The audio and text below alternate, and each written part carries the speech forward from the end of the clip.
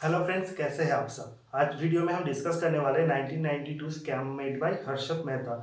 इस वीडियो में हर्षद मेहता के स्कैम को हम डिटेल्स में एनालिसिस करेंगे। तो चलिए वीडियो को शुरू करते हैं। हर्षद मेहता बचपन से ही अमीर बनना चाहता था। पहले उसने अपना करियर छोटे मोटे जॉब से किया, लेकिन वो उससे खुश नहीं था। फिर उसने अपने ही कुछ फ्रेंड्स और फैमिली मेंबर को देखा जो स्टॉक मार्केट से बहुत ज़्यादा प्रॉफिट कर रहे थे। इससे वो स्टॉक मार्केट में एज अ ब्रोकर जॉब करने लगा। फिर वो खुद ही एक ब्रोकर बन गया। फिर हर्षद मेहता ने एक आसान रास्ता चुना स्टॉक मार्केट से बहुत ज़्यादा प्रॉफिट कमाने के लिए। Insider trading. स्टॉक मार्केट में जो कंपनी काम करते हैं, उन पर्टिकुलर कंपनी को जब कोई पर्टिकुलर न्यूज़ देना होता है, पहले वो न्यूज़ स्टॉक मार्केट को प्रोवाइड करता है, जैसे एनएससी बीएससी। फिर स्टॉक मार्केट क्या करता है, स्टॉक एक्सचेंज उस इंफॉर्मेशन को पब्लिक करता है, यानी कि रिटेल इन्वेस्टर तक पहुंचाता है।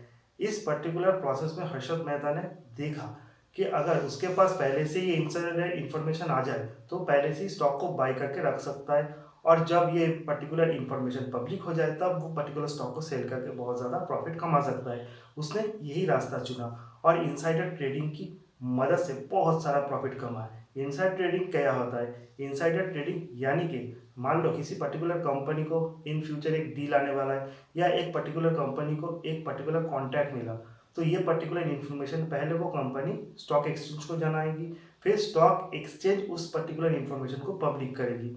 जब इनसाइडर ट्रेडिंग करके हर्षद मेहता ने कुछ प्रॉफिट कमाया, फिर उसका ध्यान एक और चीज़ की तरफ चला गया। उसे कहते हैं स्टॉक मैनिपुलेटिंग। हर्षद मेहता ने देखा बहुत सारे ऑपरेटर्स जो है, जो स्टॉक मैनिपुलेट करते हैं, स्टॉक मार्केट से बहुत सारा प्रॉफिट कमा रहे हैं। फिर हर्षद मेहता ने स्टॉक मैनिपुलेट करना शुरू किया और खुद एक ऑपरेटर बन गया।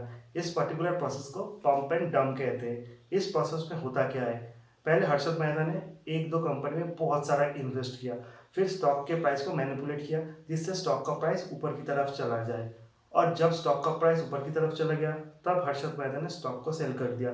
इस पर्टिकुलर प्रोसेस से उसने बहुत ज़्यादा प्रॉफिट कमाया, और बहुत सारे कंपनी के स्टॉक के प्राइस को मैनिपुलेट करने के लिए बहुत सारे कंपनी से बहुत ज़्यादा कमीशन भी कमाए through his company grow mode research.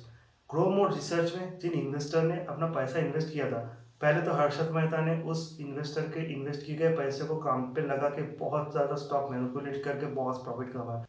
जब स्टॉक मैनिपुलेट करके हर्षद मेहता ने बहुत ज़्यादा पैसा कमाया, लेकिन उसके पास कैपिटल कम पड़ने लगा, तब उसका ध्यान गया बैंक की तरफ। बैंक के पास उस टाइम बहुत ज़्यादा गवर्नमेंट सिक्योरिटी हुआ करता था। गवर्नमेंट क्या करता था, गवर्नमेंट बैंक से लोन लेता था, और बैंक से लोन लेने के अगेंस्ट में गवर्नमेंट को अपना बॉन्ड बैंक के पास गिरवी रखना पड़ता था। तो बैंक के पास बहुत ज़्यादा गवर्नमेंट सिक्योरिटी हुआ करता था। अब मान लो किसी पर्टिकुलर बैंक को अगर उस टाइम कैपिटल का बहुत ज़्यादा रिक्वायरमेंट होता था, तो एक बैंक दूसरे बैंक से आरएफ डील के जरिए पैसे उधार लेता था। इसको रेडी फॉरवर्ड डील भी कहा जाता है। तो क्या होता है, लेकिन उस पर्टिकुलर टाइम में अगर एक पर्टिकुलर बैंक को इमरजेंसी फंड की ज़रूरत पड़े, तो रेडी फॉरवर्ड डील के थ्रू दूसरे बैंक को ढूंढना बहुत ही मुश्किल हो जाता था।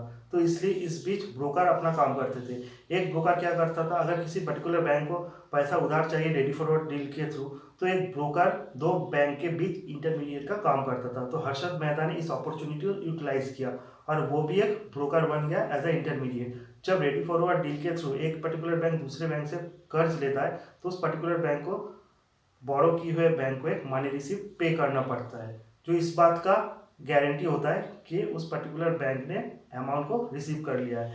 तो हर्षद मेहता क्या करता था, एक पर्टिकुलर बैंक से रेडी एंड फॉरवर्ड डील के थ्रू अमाउंट बोरो करता था, और उस पर्टिकुलर अमाउंट को कुछ दिनों तक स्टॉक मार्केट में यूटिलाइज करके बहुत ज़्यादा प्रॉफिट कमाता था। फिर वो पर्टिकुलर बैंक को वो पैसा लौटा देता था, और ऐसा करके हर्षद मेहता ने बहुत ज़्यादा प्रॉफिट भी कमाया। लेकिन जब स्टॉक मार्केट गिरने लगा, तब हर्षद मेहता को थोड़ा थोड़ा लॉस होने लगा। तो हर्षद मेहता ने क्या किया, हर्षद मेहता ने फिर एक बैंक से उधार लेकर दूसरे पर्टिकुलर बैंक को पे करना स्टार्ट कर दिया।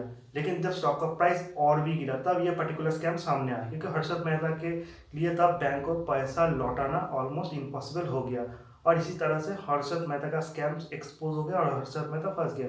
हालांकि उस पर्टिकुलर टाइम बहुत सारे और भी ऑपरेटर्स थे जो ये काम कर रहे थे, लेकिन हर्षद मेहता ने सबसे ज़्यादा प्रॉफिट कमाया, और इस पर्टिकुलर प्रॉफिट कमाने में हर्षद मेहता अकेला शामिल नहीं था। उस टाइम पे बहुत सारे पॉलिटिशियंस, बहुत सारे माफिया भी इसमें शामिल थे, लेकिन अनफॉर्चुनेटली दूसरे किसी का नाम सामने नहीं आया, सिर्फ हर्षद मेहता का ही नाम सामने आया। तो ये था हर्षद मेहता का टोटल स्कैम। पहले उसने इनसाइडर ट्रेडिंग के थ्रू बहुत ज़्यादा प्रॉफिट किया, फिर अपनी कंपनी ग्रो मोर रिसर्च के थ्रू बहुत ज़्यादा इंसाइडर ट्रेडिंग किया, फिर उसने रेडी एंड फॉरवर्ड डील के थ्रू बैंक के साथ बहुत ज़्यादा स्कैम किया।